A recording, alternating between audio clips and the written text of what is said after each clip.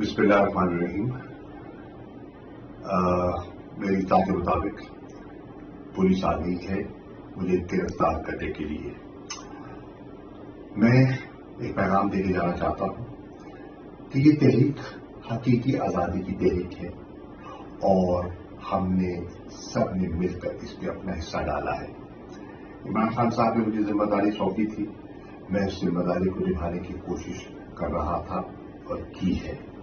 اگر مجھے مزید مہلت نہیں ملتی تو پھر میں یہ پیغام دے کے جانا چاہتا ہوں، یہ جو حقیقی آزادی کی ہماری جدوجہد ہے اس کو جاری رہنا چاہیے. عمران خان صاحب کی آزادی تک آپ اپنی جستجو میں گامزن رہیں. ہم اس ملک سے پیار ہے، ہم نے دیانتداری سے اس ملک کی ذرے ذرے سے مٹی سے پیار کیا ہے.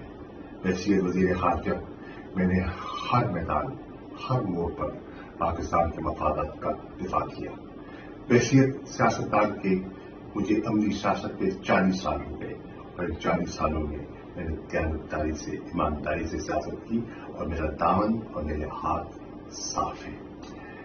مجھے کوئی ملال نہیں ہے، میں نے کوئی غلط کام نہیں کیا، میں نے کوئی ایسا اشتعال انگیزی کا نہ بیان دیا ہے. مجھ پر جو مقدمے قائم کیے گئے ہیں من گھڑت ہیں، جھوٹ پر مبنی ہیں، وہ بیانیہ حقیقت پر مبنی نہیں ہے. سیاسی انتقام کی اس سے بو آ رہی ہے اور ہم سب جانتے ہیں، لیکن اللہ تعالیٰ کا اپنا انصاف کا نظام ہے اور مجھے یقین ہے کہ انشاءاللہ یہ ہماری تحریک ہماری جدوجہد اپنی منزل کو حاصل کرے گی. یہ ملک ایک عظیم ملک بنے گا اور انشاءاللہ پاکستان کے وہ شہری جنہوں نے اس میں اپنا حصہ ڈالا ہے وہ تاریخ میں یاد رہیں گے. مجھے بے حد صدمہ ہے ان شہداء کا جو 50 کے لگ بھگ شہادتیں ہو گئی ہیں. مجھے بے پناہ دکھ ہے ان لوگوں کا جو زخمی ہوئے، جن گھروں میں صف ماتم بچھی ہے.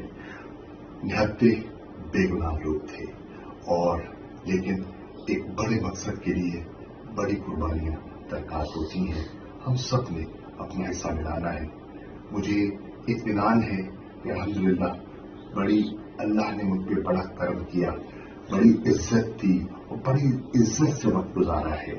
میرے فیملی نے، میرے بچوں نے، میرے بے پناہ دوستوں نے عزت و محبت دی. میں ان کا شکر گزار ہوں. میں سب کا شکریہ ادا کرنا چاہتا ہوں اور کہنا چاہتا ہوں کہ انشاءاللہ ایک بڑے مقصد کے لیے ہم اپنا کام جاری رکھیں گے.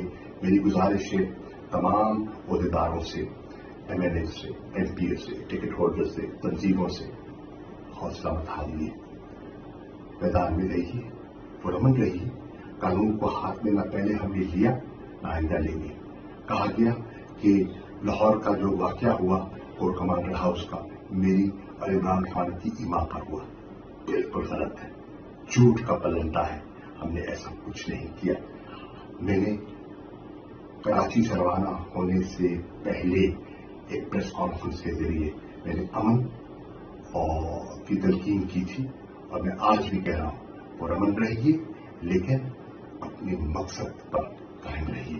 انشاءاللہ پاکستان کی فتح ہوگی، جمہوریت کی آئین کی بالادستی ہوگی. پاکستان زندہ باد، عمران خان زندہ باد، پاکستان کی عوام زندہ باد.